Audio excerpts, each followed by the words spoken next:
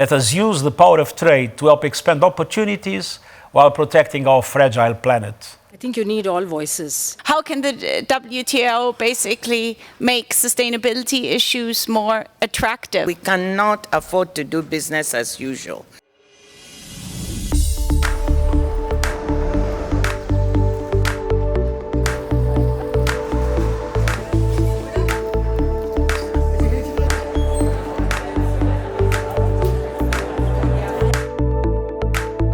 The world is in a very difficult place at this time.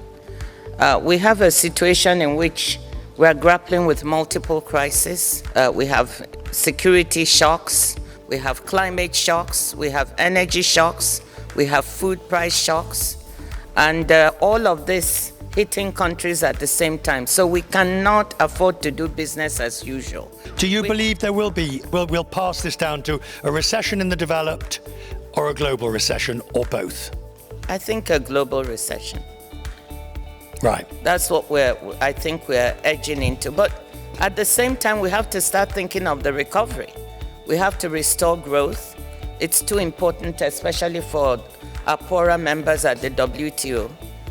We have to think of what we need to do, what policies we need to pursue to restore growth.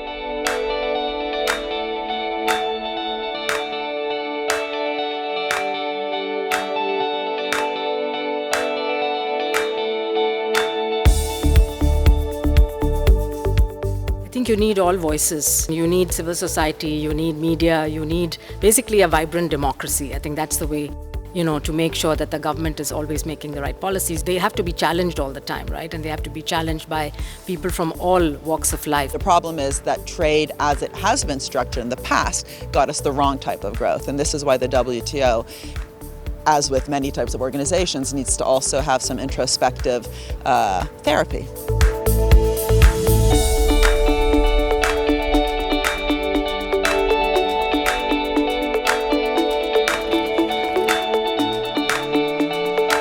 Building a more sustainable, resilient and inclusive global economy has never been more critical. And trade is an indispensable catalyst. Let us use the power of trade to help expand opportunities while protecting our fragile planet. What we're seeing here is a new generation container. It's a 20-foot container. Containers before that had not changed for 60 years. It's made of composite and not metal. It's also more solid. And it also provides natural insulation. This container is smart, Internet of Things, and that tells us where the container is. It also tells us the state of the goods inside. The contribution we have to a sustainable world, more sustainable world, is that this container cuts CO2 emissions by 20%.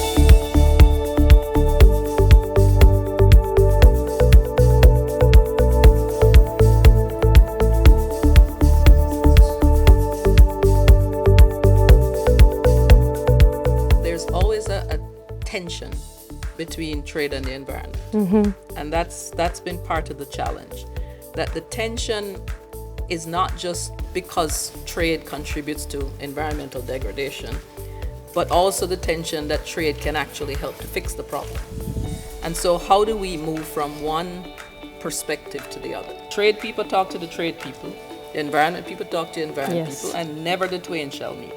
We need to fix that. How can the WTO basically make sustainability issues more attractive to the member state? It links to both the issues of the risks and the rewards. We see the risks now. We see the impact on small island states, but we see it around the world. Because each time you guys talk about policy issues, I think about what I see on the ground. Yes. So we can keep talking about incentives, but there's a parallel world out there which is totally different and negates every progress that we make all the time.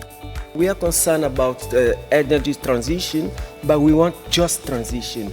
We cannot move from one energy to today, tomorrow, because it requires a lot of investment. Those are the type of conversation we have to have with the developed country and really make advocacy that we in Africa, we want to go through clean energy so that we can reduce all these emissions.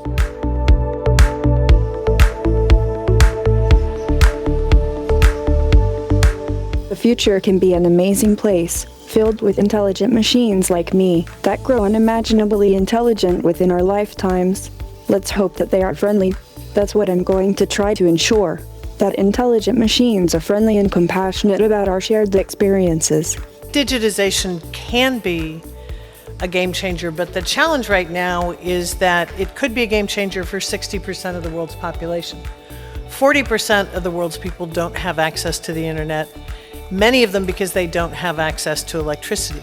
We know that e-commerce is one of the areas that's being focused on and negotiated now. And being able to put the right rules in place for e-commerce to be able to thrive, not just in developed countries, but developing countries as well, is really critical. And so, you know, the negotiators here have an important job.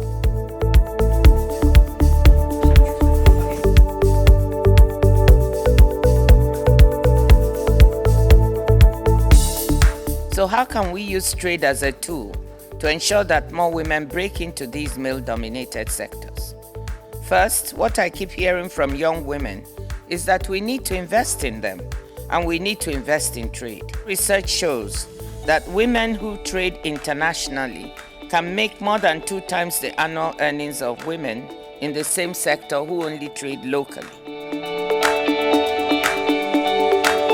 Negotiations are give and take. It is not easy, but this is a negotiating forum.